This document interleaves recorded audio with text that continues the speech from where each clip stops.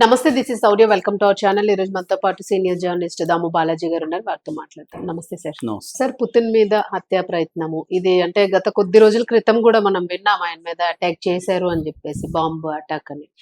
So ఇప్పుడు మళ్ళీ తీసుకుంటే యుక్రెయిన్ నుంచి పుతిన్ మీద అటాక్ జరిగింది అని చెప్పేసి ఆయన ఆరోపిస్తూ ఉన్నారు. అసలు అంటే వాళ్ళకి చేయాల్సిన అవసరం ఉందా, మేము చేయలేదని చెప్పేసి వాళ్ళు అంటూ ఉన్నారు. సో అంటే ఇన్నిసార్లు మనం ఏదో పులి మేక కథలాగా ప్రతిసారి కూడా ఈ అటాక్ అనేది చేస్తున్నారు అంటూ ఉన్నారు. సో అంటే అసలు పుతిన్కి ఎట్లాంటి సెక్యూరిటీ ఉంటుంది, చేసే ఛాన్స్ ఉంటుందా అసలు? మామూలుగా అయితే ఇప్పుడు రష్యా అండ్ ఉక్రెయిన్ మధ్య వార్ 2022 నుంచి జరుగుతుంది. దాదాపు 3 years దాటి 4th yearలో వెళ్ళింది. ఇరువైపులా కూడా లక్షలాది మంది చనిపోయారు. దాదాపు నెలకి 25,000 మంది పైన చనిపోతున్నారు. ఈ నేపథ్యంలో ట్రంప్ రంగంలో దిగి వీళ్ళిద్దరి మధ్య శాంతిని నెలకొల్పాలని ట్రై చేస్తున్నాడు. మరోవైపు యూరోపియన్ యూనియన్ కూడా దీంట్లో ఎంటర్ అయింది. ఇట్లా మన ఇండియా లాంటి దేశాలు కూడా వీళ్ళిద్దరి మధ్య శాంతి నెలకొల్పాలని కాంక్షిస్తున్నారు. మోడీ కూడా పదే పదే అదే కోరుకుంటున్నాడు. ఈ నేపథ్యంలో ఏమైందంటే మియామిలో ఉక్రెయిన్ అధ్యక్షుడు జెలెన్స్కీతో ట్రంప్ భేటీ అవుతున్నారు. సో ఆల్రెడీ పుతిన్తో కూడా ఆయన మాట్లాడారు.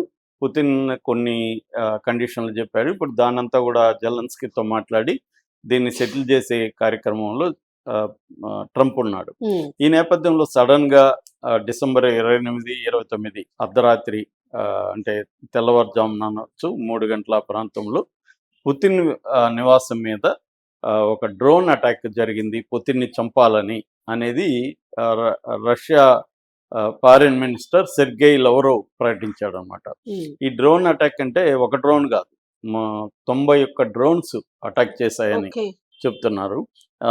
91 డ్రోన్స్ కూడా అన్మాన్డ్ వెహికల్స్ అంటారు వాటిని. అంటే రిమోట్ ఆపరేషన్, లాంగ్ రేంజ్, అవి దూరంగా వెళ్ళి అటాక్ చేయగలవు. మన దేశం మీద కూడా అప్పుడు ఆపరేషన్ సింధూర్ అప్పుడు పాకిస్తాను టర్కీలో తయారైన డ్రోన్స్ ద్వారా 400-500 డ్రోన్స్ని ప్రయోగించింది. ఈ మధ్య వార్ఫేర్లో డ్రోన్ అటాక్ అనేది చీప్ అండ్ బెస్ట్ టెక్నిక్ అనమాట. దానికి ఎక్కువ డబ్బులు ఖర్చు కావు, కానీ చాలా ఎఫెక్టివ్గా ఫోకస్గా అటాక్ చేయగలుగుతుంది. దాంట్లో మనుషులు ఉంటారు. తర్వాత ఏఐ బేస్డ్ ఆపరేట్ అవుతాయి. అక్కడ అవి హీట్ సెన్సార్స్, ఎక్కడైనా ఎవరైనా మనుషులు ఉంటే అక్కడ వాళ్ళు ఏదో ముట్టిస్తారు కాబట్టి హీట్ సెన్సారింగ్ వచ్చేస్తుంది, మనుషుల కదలికల్ని పసిగడుతుంది. ఇలాగా చాలా ఇది ఉంటుంది. జామర్స్ని కూడా అది పసిగట్టి దానికి కూడా బ్రేక్ చేయగలుగుతుంది. అలాగా చాలా అడ్వాన్స్డ్ టెక్నాలజీ డ్రోన్స్లో వార్ఫేర్లో వచ్చిందనమాట ఈ మధ్య. అది ఈ మధ్య కూడా ఉక్రెయిన్ చాలా ఎఫెక్టివ్గా వాడుతుంది ఈ డ్రోన్స్ని. ఉక్రెయిన్ రష్యా భూభాగంలోకి 2-3 ఏళ్లకు ముందు తీసుకొని వెళ్ళిపోయి అనేక వాటి మీద ఏకకాలంలో 400-500 డ్రోన్స్ ఆ మధ్య కూడా అటాక్ చేయగలిగింది. అప్పుడు కూడా అది పెద్ద ఎత్తున అందరూ చర్చించుకున్నారు. సో అంటే ఉక్రెయిన్కి ఈ కైండ్ ఆఫ్ క్యాపబిలిటీ అయితే ఉంది, క్యాపబిలిటీ లేదని చెప్పలేము. అయితే ఇక్కడ ఉక్రెయిన్కి సంబంధించి జెలెన్స్కీ అయితే ఇదంతా ఖండించాడు. ఇది ఫ్యాబ్రికేటెడ్ న్యూస్ అని కూడా చెప్పాడు. ఇది రష్యా ప్రసారి చేస్తుందని. మామూలుగానే యుద్ధంలో ఒక సామెత ఉంటుంది, first casualty in the war is truth అని. అంటే ఫస్ట్ చనిపోయేది యుద్ధం జరిగినప్పుడు సత్యం చనిపోతుందని. అంటే ఎవడి నెరేటివ్ వాళ్ళు చెప్తారు. మనకి కూడా పాకిస్తాన్ ఇండియా వార్ అప్పుడు కూడా మన నెరేటివ్ ఒకటి, పాకిస్తాన్ నెరేటివ్ ఒకటి, ఏది కరెక్ట్ ఏది అబద్ధం అనేది చెప్పలేని ఒక పరిస్థితి. ఇన్ఫర్మేషన్ వార్ అంటారు దీన్నే డిస్ఇన్ఫర్మేషన్ వార్ అని కూడా అంటారు. అంటే మిస్ఇన్ఫర్మేషన్ ఏమో మనం ఒక తప్పుడు వార్త నిజమని నమ్మి ప్రచారం చేయడం. డిస్ఇన్ఫర్మేషన్ అంటే తప్పుడు వార్తను తెలిసి ప్రచారం చేయడం, మనమే తప్పుడు వార్తలు క్రియేట్ చేసి ప్రచారం చేయడం అని డిస్ఇన్ఫర్మేషన్ అంటారు. అట్లా రష్యా కూడా డిస్ఇన్ఫర్మేషన్ వార్ఫేర్ అనేది కూడా రష్యా చేస్తుంది. ఇప్పుడు రష్యా నుంచి ప్రూవ్ చేయాల్సింది ఏమంటే, నిజంగా డ్రోన్ అటాక్ జరుగుంటే ఆ డెబ్రీ అంటారు, ఆ డ్రోన్స్ వీళ్ళు కూల్చేసామని చెప్తున్నారు. మేము కూల్చేసాము. నేను పుతిన్కి డిఫెన్స్ ఎలా ఉంటుందో మళ్ళీ చెప్తాను. సో మేము ఆ 91 డ్రోన్లని సక్సెస్ఫుల్గా మా దీని మీదకి వేయకుండా, బాంబు లేకముందే కూల్చేసాము అని వీళ్ళు చెప్తున్నారు కదా. కూల్చిన శకలాలు ఎక్కడ, వాటి ఆనవాళ్ళు చూపించాలి. అట్లాగే రేడార్ సంబంధించిన ఇన్ఫర్మేషన్ ఉంటుంది. అవి రాకముందే రేడార్ పసిగడితేనే కదా వీళ్ళు డిఫెన్స్ సిస్టమ్ కూల్చేస్తారు. సో ఆ రేడార్ సిగ్నల్స్, ఆ డేటా, లాగ్ డేటా అంటారు, డేటా ఇవ్వాలి. అట్లాగే శాటిలైట్ విజువల్స్ ఉంటాయి. శాటిలైట్ విజువల్స్ లో అవి వచ్చినవన్నీ కూడా కనబడాలి. ఈ 3 రకాల ఎవిడెన్స్ ని రష్యా ఇవ్వట్లేదు, ఓన్లీ ఆరోపిస్తుంది అంతే, ఇవ్వట్లేదు. సరే ఇప్పుడు ఒక పక్క చర్చలు జరుగుతుంటే ఉక్రెయిన్ రష్యా పుతిన్ మీద చంపే సాహసం చేస్తుందా, చేస్తే చర్చలు ఆగిపోతాయి కదా అనేది ఒక లాజిక్. కానీ చెయ్యొచ్చేమో, ఎందుకంటే పుతిన్ ఒక్కడే రష్యాలో ఉక్రెయిన్ మీద యాంటీగా ఉన్నాడు. పుతిన్ కానీ చనిపోతే అసలు ఈ వారే ఎండ్ అయిపోతుంది, ఈ చర్చలో ఉండదు, అది ఉండదు. ఆల్రెడీ 20% పైన భూభాగాన్ని, ఉక్రెయిన్ భూభాగాన్ని పుతిన్ ఆక్యుపై చేసుకున్నాడు. సో పుతిన్ని లేపేసామనుకో అసలు యుద్ధమే ఉండదు, మన భూభాగం మనకు వస్తుందని ఉక్రెయిన్ అనుకోవచ్చు కదా. కాబట్టి వాళ్ళు చేయగలిగిన డ్రోన్ మెథడాలజీ, టెక్నాలజీ వాళ్ళకు ఉంది కదా అనేది ఇంకొక ఆర్గ్యుమెంట్. సో ఇలాగా ఎవరి వాదన కరెక్ట్ అని చెప్పడానికి ఇదైతే లేదు, కానీ ఇరువైపులా ఉంది. దీని పట్ల ట్రంప్ ఆల్రెడీ స్పందించాడు. ఇది ఒకవేళ జరుగుంటే ఇది రైట్ టైం కాదు, ఇది కరెక్ట్ కాదని ఆయన అన్నాడు. అట్లాగే ఇండియా ఖండించింది పుతిన్ మీద, ఎందుకంటే మొన్నే పుతిన్ ఇండియాకి వచ్చి వెళ్ళాడు. పుతిన్ తో మనకి చాలా సత్సంబంధాలు ఉన్నాయి.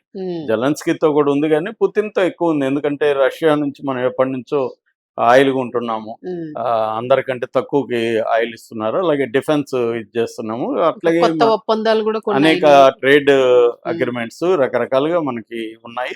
రష్యా ఆయిల్ వల్ల నిజానికి మన ఫారిన్ నిల్వలు గణనీయంగా పెరిగాయి, మనకి ఖర్చు తగ్గింది దాని వల్ల. సో అందుకని ఇండియా కూడా పుతిన్ మీద దాడిని ఖండించింది, శాంతి నెలకొనాలని చెప్పారు. అట్లాగే యునైటెడ్ అరబ్ ఎమిరేట్స్ కూడా ఖండించింది. అయితే జెలెన్స్కీ ఇండియాని తిడుతున్నాడు, యుఏని తిడుతున్నాడు, కానీ ట్రంప్ కూడా ఖండించాడు కదా. ట్రంప్ జోలికి మాత్రం వెళ్ళలేదు, ఎందుకంటే ట్రంప్తో పెట్టుకొని ఆల్రెడీ ఒకసారి గొడవ అయింది. ట్రంప్కి ఈయనకి మధ్య ఆర్గ్యుమెంట్ అయ్యి లేచి వెళ్ళిపోయాడు. అప్పుడు ట్రంప్కి కూడా కోపం వచ్చింది.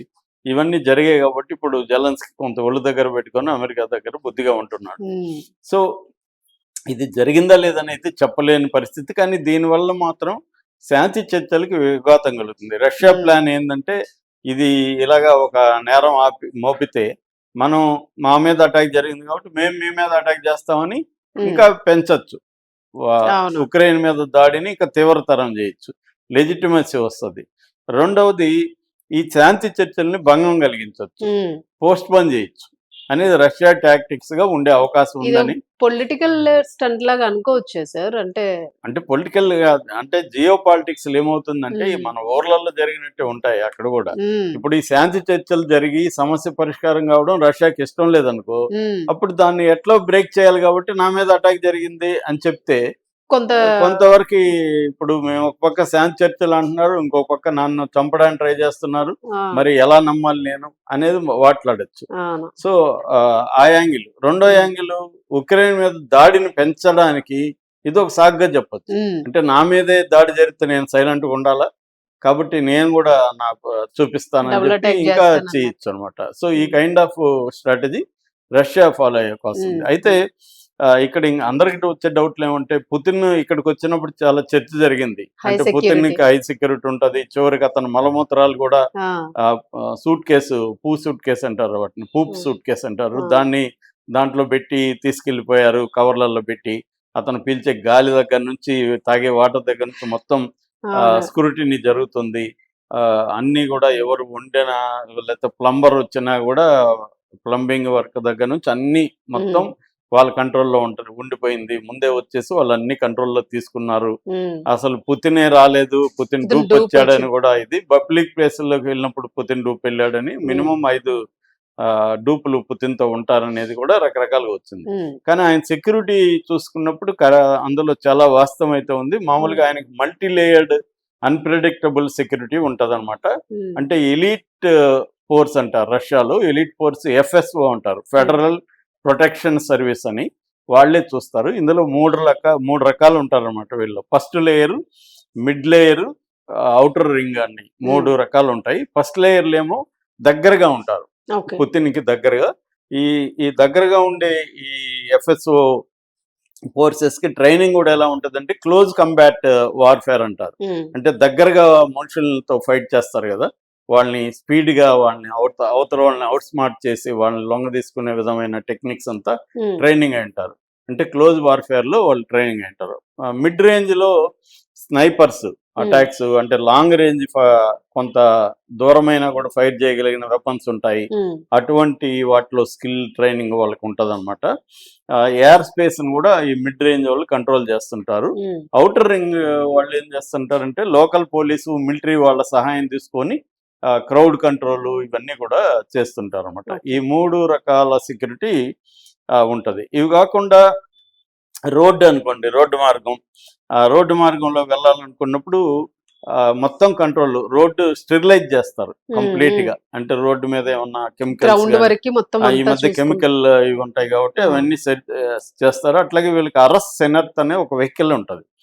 అది వచ్చి హెవీ ఆర్మ్స్ లిమోజిన్ అనమాట. దాన్ని ఎటువంటి బాంబులు కానీ ఏమి చేయలేదు. బుల్లెట్ ప్రూఫ్ అనేది పక్కన పెడితే అసలు పెద్ద బాంబులు కూడా అటాక్ చేయలేవు. అట్లాగే అట్లాంటివి కొన్ని వెహికల్, ఏ వెహికల్ ఇతను ఉన్నాడో తెలియదు. అట్లాగే రూటు ఇప్పుడు కూడా చెప్పిన రూట్ లో వెళ్ళరు వీళ్ళు. ఒక రూట్ లో అని చెప్పి ఇంకో రూట్ లో లాస్ట్ మినిట్ లో మార్చేస్తూ ఉంటారు. డికాయ్ అంటారు దాన్ని. అంటే ఒక రూట్ లో వెళ్తున్నట్టు వెళ్ళి ఒక దీన్ని వెళ్తాయి, కానీ అసలుది వేరే చోటుకి వెళ్ళిపోయి ఉంటుంది. ఇక్కడ వెళ్ళిన దాంట్లో పుతిన్ ఉండడు అనమాట. కానీ దాంట్లో పుతిన్ ఉన్నట్టుగా నమ్మిస్తారు అందరినీ. ఇలాంటి టెక్నిక్స్ పాటిస్తారు. అట్లాగే ఎయిర్ ట్రావెల్ లో కూడా ఒకే రకమైన విమానాలు 10 ఉంటాయి. దేంట్లో పుతిన్ ఉన్నాడో తెలియదు. అట్లాంటివి ఫాలో అవుతారు. అట్లాగే ఎస్కార్ట్ విమానాలు కూడా వెళ్తుంటాయి అనమాట. ఇవన్నిట్లో రాడార్ ఉంటది. తర్వాత డిఫెన్స్ సిస్టమ్ ఉంటది. ఈ మనకు కూడా మనం వాడింది కూడా పాకిస్తాన్ తో వారప్పుడు రష్యా వాళ్ళ డిఫెన్స్ సిస్టమ్ S-400, ఇప్పుడు S-500 కూడా అడ్వాన్స్డ్ వచ్చిందనమాట. ఈ డిఫెన్స్ సిస్టమ్ ఏం చేస్తుందంటే ముందుగానే గాల్లో ఉన్నప్పుడే అవి పసిగట్టి ఇవి యాక్టివేట్ అయిపోయి ఆటోమేటిక్ యాక్టివేట్ అయిపోతాయి. రాడార్స్ ఉంటాయి, పసిగట్టి ఆటోమేటిక్ యాక్టివేట్ అయిపోయి ఇది వెళ్ళి అటాక్ చేసి దాన్ని ఆపేస్తుంది అనమాట. అంటే దగ్గరికి రాకముందే కొట్టేస్తాయి. డ్రోన్స్ ను కూడా మొన్న అలాగే డిఫెన్స్ సిస్టమ్ ప్రత్యేకంగా పుతిన్ కి బయలుదేరటం మొబైల్ డిఫెన్స్ సిస్టమ్ అంటారు. మొబైల్ డిఫెన్స్ సిస్టమ్ ఉంటది. అట్లాగే ఇంటికి సంబంధించి కూడా ఆయనది హై సెక్యూరిటీ అనమాట. రీఇన్ఫోర్స్డ్ కాంక్రీట్ అంటారు. ఇప్పుడు మామూలుగా ఇజ్రాయిల్ ఆ మధ్య కూడా లెబనాన్ లో 6 ఫ్లోర్లు పైన, కింద ఒక 6 బేస్మెంట్లు, అంటే 12 కింద ఉన్న అతన్ని చంపగలిగాయి అవి. దాన్ని బంకర్ బస్టర్ బాంబ్స్ అంటారు. ఆ బంకర్ బస్టర్ బాంబ్స్ వేసి పైన 6 ఫ్లోర్లు, కింద 6 బేస్మెంట్లు, కింద ఉన్నవాడిని అది కూల్చేయగలిగింది. అంత ఎఫిషియెంట్ గా పనిచేస్తాయి అన్నమాట. సో అట్లాంటి వాటిని కూడా తట్టుకునే విధంగా పుతిన్ ఉంటాయి. రెండోది, ఎక్కడ ఉంటాడో ఎవరికి తెలియదు పుతిన్. సో ఎందుకంటే పుతిన్ డూప్స్ ఉంటారు, వాళ్ళు తిరుగుతున్నట్టుంటారు. అట్లాగే క్రౌడ్ ని కలవాలంటే కూడా ఆ క్రౌడ్ ని ముందుగానే సెలెక్ట్ చేసి ఆ క్రౌడ్ ని కంప్లీట్ గా సెర్చ్ చేసి క్రౌడ్ వాళ్ళు వాడే ఫోన్లు కావచ్చు అన్నిటిని వీళ్ళు కంట్రోల్లో పెట్టుకొని క్రౌడ్ ని తీసుకొచ్చి పెడతారనమాట. అదేదో ర్యాండమ్ క్రౌడ్ కాదు, అరేంజ్డ్ క్రౌడ్, ఆర్గనైజ్డ్ క్రౌడ్ అనమాట పుతిన్ది. అంత సెక్యూరిటీ ఉంటది. కాబట్టి పుతిన్ ని చంపడం అంత ఈజీ కాదు. కానీ ఉక్రెయిన్ కూడా తక్కువ అంచనా వేయలేము. ఈ మధ్య కాలంలో డ్రోన్స్ చాలా పవర్ఫుల్ గా ఉన్నాయి. పైగా యూరోపియన్ యూనియన్ కూడా సపోర్ట్ చేస్తుంది. సో ఈ క్రమంలో ఇప్పుడు పుతిన్ మీద నిజంగా హత్యా ప్రయత్నం జరిగిందా లేదా అనేది నిర్ధారించే పరిస్థితి అయితే లేదు.